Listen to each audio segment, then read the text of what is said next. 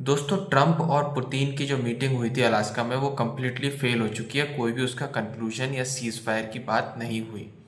अच्छा, उसका रीज़न ये निकल के आ रहा है कि पुतिन ने अपनी शर्तों को साफ रख दिया था कि मुझे डोनास्क रीजन चाहिए रशिया के अंदर।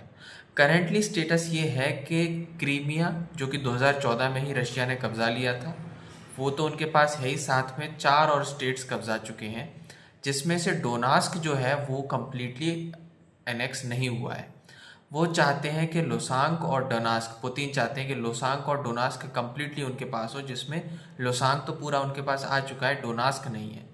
और दोस्त और स्टेट्स हैं, वो कह रहे हैं कि जहाँ तक हम बढ़ चुके हैं वहाँ तक हम फाइन है, उसके बाद हम सीज़ फायर कर देंगे, लेकिन डोनास्क हमें पूरा चाहिए।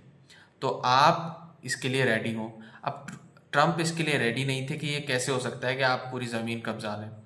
उसके बावजूद अब ट्रम्प ये कोशिश कर रहे हैं कि जेलेंस्की इस बात को लेके मान जाए, लेकिन जेलेंस्की ने साफ मना कर दिया है। और यूरोपियन जो यूनियन है, यूरोप में जो कंट्रीज़ हैं जो सपोर्ट कर रही हैं यूक्रेन को, उन्होंने भी कह दिया है कि किस तरीके की बात है कि आप चाह रहे हैं कि हम और ज़मीन दे दें यूक्रेन को, और सॉरी, यूक्रेन की ज़मीन रशिया को दे दें और ये युद्ध ख़त्म करें।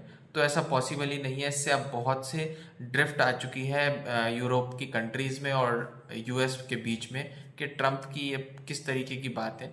तो अभी दिख तो नहीं रहा कि ये युद्ध यहाँ पर कुछ ख़त्म हो पाएगा, लेकिन अगर इसी तरीके से रशिया आगे बढ़ता रहा तो वो खुद ही डोनास्क को पूरा ले लेगा और शायद उसके बाद वो खुद ही इस युद्ध को रोक दे।